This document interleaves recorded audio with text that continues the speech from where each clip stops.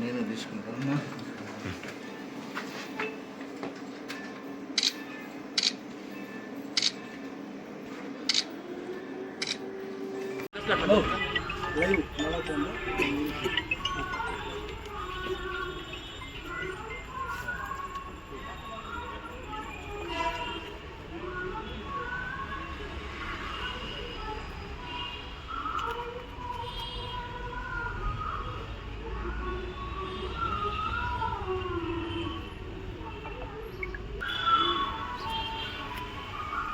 పలమనేరు పట్టణం నందు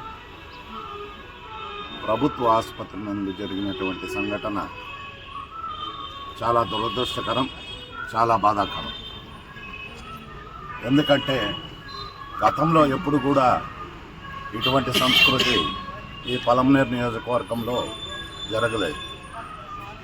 గత వైఎస్ఆర్ కాంగ్రెస్ పార్టీ అధికారంలో ఉన్నప్పుడు కూడా, అంతకు మునుపు తెలుగుదేశం ప్రభుత్వం అధికారంలో ఉన్న శిలాఫలకాలను టచ్ చేయడం కానీ, వాటిని ధ్వంసం చేయడం కానీ, మరి వాటి ఆనవాళ్ళు లేకుండా చేయడం అనేది ఎప్పుడూ ఎవరు కానీ చేయలేదు.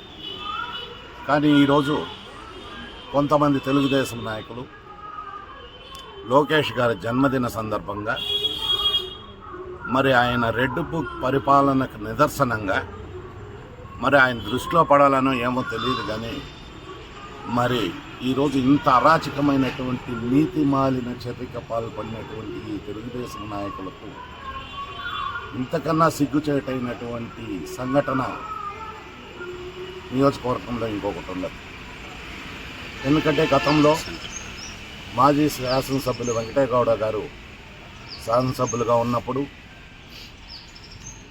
అప్పటి ప్రభుత్వంలో 16 కోట్ల రూపాయలతో పనులు పూర్తి చేసి, మరి ఆసుపత్రికి కావలసిన పరికరాలన్నీ పూర్తి స్థాయిలో తెప్పించి, మాజీ మంత్రివర్యులు పెద్దిరెడ్డి రామచంద్రారెడ్డి గారు మరి అన్ని విధాలా సహకరించి ఈ పలమనేరు పట్టణానికి తలమానికంగా పేద ప్రజల కోసం ఒక ఆసుపత్రిని పూర్తి స్థాయిలో అభివృద్ధి చేయాలని సంకల్పించి, మరి అనేక అవాంతరాలు ఎదురైనా కూడా దాన్ని పూర్తి చేయడం, ఆ రోజు అనివార్య కారణాల వలన అప్పటి ముఖ్యమంత్రిగా ఉన్న జగన్మోహన్ రెడ్డి గారు రాలేకపోయిన తరుణంలో మరి మాజీ మంత్రివర్యుల చేతుల మీదుగా ఈ ఆసుపత్రిని ప్రారంభించడం జరిగింది.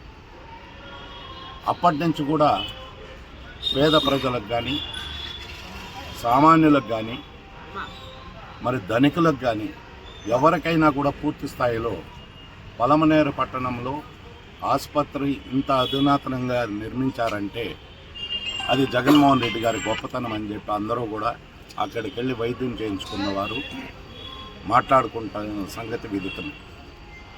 మరి ఈరోజు మీరు ఎందుకు ఇటువంటి సిగ్గుమాలిన పని చేశారని చెప్పి ప్రశ్నిస్తున్నాం. మీరు చేసిన పనికి నిదర్శనాలు సీసీ ఫుటేజ్ ద్వారా క్లియర్ కట్గా అక్కడ ఆసుపత్రి సిబ్బంది చేత మీరు తొలగింపు చేయడం, మరి ఇటువంటి సంఘటనని చేయమని ప్రేరేపించింది మిమ్మల్ని ఎవరిని? మీ ఎమ్మెల్యే గారు చెప్పారా, లేదా మీ ఎమ్మెల్యే గారి ప్రోద్బలంతో మీరు ఈ పని చేయించారా అని చెప్పి ఈ సందర్భంగా మిమ్మల్ని అడుగుతున్నాం. మేము ఎవరిని సద్విమర్శకు పోతాం కానీ, సైద్ధాంతికంగా కానీ, ఒక రాజకీయ సిద్ధాంతంలో మిమ్మల్ని విమర్శిస్తాం కానీ ఎప్పుడు వ్యక్తిగతంగా విమర్శించాం. మీ శాసనసభ్యుల వారు మీకు ఈ విధంగా చేయండి అని చెప్పి మీకు హుకుం జారీ చేసి ఉంటేనే మీరు ఈ పనికి ఒడిగట్టారు. దీనికి సంబంధించి మరి మా నాయకులందరూ కూడా ఆసుపత్రి వద్ద సందర్శించి అక్కడ విషయాలన్నీ కూడా మరి మీడియాకు తెలియజేయడం జరిగింది. ఆ తదుపరి అందరం కూడా ఇక్కడ మన పలమనేరు పోలీస్ స్టేషన్లో స్టేషన్ హౌస్ ఆఫీసర్ వారికి కంప్లైంట్ రూపంలో ఇవ్వడం జరిగింది. అందుకనే మా వాళ్ళు కూడా చెప్పారు, రేపటి వరకు మునుపటిలాగా శిలాఫలకం ఎలా ఉందో అలా ఏర్పరిస్తే సరి, లేదంటే మేమందరం వైఎస్ఆర్ కాంగ్రెస్ పార్టీ శ్రేణులందరూ కూడా కలిసి మళ్ళీ అదే శిలాఫలకాన్ని యథాతథిలో మరి ఏర్పరుస్తామని చెప్పి మరి సిఐ గారికి కూడా చెప్పడం జరిగింది. వారు కూడా వెంటనే స్పందించి నేను సీసీ ఫుటేజ్ చెక్ చేసి చర్యలు తీసుకుంటానని చెప్పారు. మీరు అలా కాని పక్షంలో మరి పోలీస్ శాఖ వారు కూడా ఈ విషయమై తక్షణమే స్పందించాలి. ఎందుకంటే ఇది ఒక చోట ప్రారంభమైతే మరి ప్రతి చోట రిపీట్ అవుతుంది. కాబట్టి తక్షణమే ఇటువంటి అనాగరిక చర్యని అరికట్టి భవిష్యత్తులో కూడా ఇటువంటి సంఘటనలు పునరావృతం కాకూడదని చెప్పి మరి సిఐ గారికి విన్నవించడం, ఆయన కూడా వెంటనే స్పందించి మరి అన్ని వివరాలు తెలుసుకొని నేను వెంటనే చర్యలు తీసుకుంటున్నానని చెప్పడం, మరి భవిష్యత్తులో ఇకపైనా ఇటువంటి చర్యలు మానుకోండి.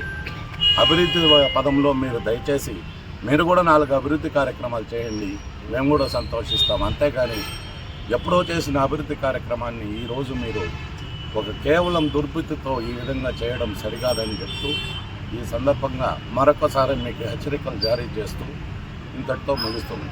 Thank you.